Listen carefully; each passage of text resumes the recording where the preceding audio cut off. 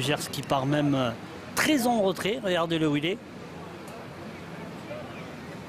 Et cette fois-ci, le départ est validé pour cette 4e étape du Grand National du Trot. On est bien parti sur les 2625 mètres. Créature Castellet qui est parti la plus vite. Bajazé, le numéro 4, qui a également pris un excellent départ. De même que le numéro 8, Victoria de Marzy, qui vient le long de la corde. Vent d'Ouest, le numéro 5, se rapproche lui aussi tout à l'extérieur. Bon départ du 7, Utile Lebel, qui est déjà en 2e position dans le dos de l'animatrice Créature Castellet. En ce qui concerne le grand favori de l'épreuve, Aubryon du Gers, il est en passe. Alors qu'Alinéa s'est montré fautif dans le premier tournant, Aubryon du Gers qui est en passe de recoller maintenant à l'arrière du peloton, mais il est tout de même à une bonne 50aine de mètres encore des chevaux de tête, notamment Créature Castellet. Quant à Brissac, il est parti encore moins vite qu'Aubryon du Gers et ferme la marche à 2 ou 3 longueurs de son rival. La ligne d'en face, Créature Castellet bien calé le long de la corde. Le 4, Bajazé, qui vient à sa hauteur. En 3e position, nous avons dans leur dos le numéro 5, Vent d'Ouest, Utile Lebel et le long de la corde. À l'extérieur, Alceste du Goutier, le numéro 9, est également bien placé alors qu'on a disqualifié le numéro 1, Alinéa. Et nous abordons le tournant des écuries. Et c'est dur pour Aubryon du Gers, on a l'impression qu'il est à fond et pour l'instant il n'arrive pas à recoller à l'arrière du peloton, signe que devant on va très très vite, même si à un moment ou un autre on va sans doute réduire l'allure. Actuellement Bajazé mène avec Créature Castellet, ses concurrents qui sont suivis par Vent d'Ouest et Utile Lebel, alors que sur une 3e ligne trotte Utile de Marzy, avec également à son extérieur Alceste du Goutier, le numéro 9, pas Utile de Marzy mais Victoria de Marzy, pardon, devant les tribunes. Nous avons toujours les mêmes et Aubryon du Gers qui est toujours à l'arrière du peloton.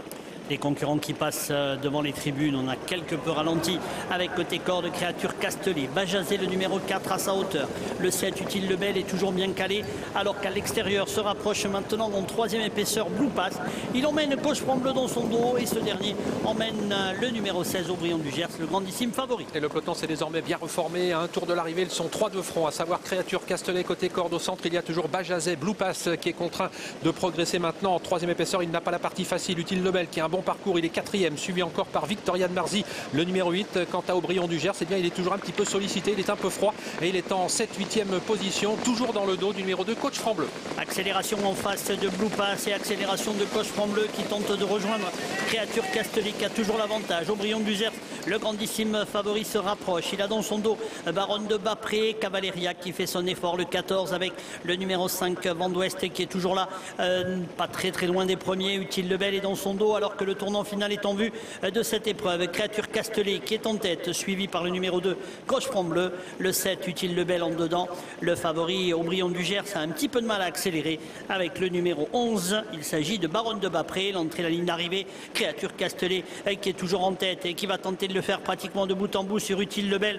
À l'extérieur, Coche Franc-Bleu lutte maintenant, Baronne de Bapré. En dedans, c'est infiltré le numéro 16, Aubryon du Gers, alors que nous sommes à moins de 100 mètres du poteau avec Aubryon du Gers qui va venir en dedans attaquer Créature Castellet. À l'extérieur, Utile Lebel, le numéro 11, Baronne de Bapré qui termine avec Haribomix à quelques mètres du poteau. Le numéro 16, Aubryon du Gers qui va s'imposer.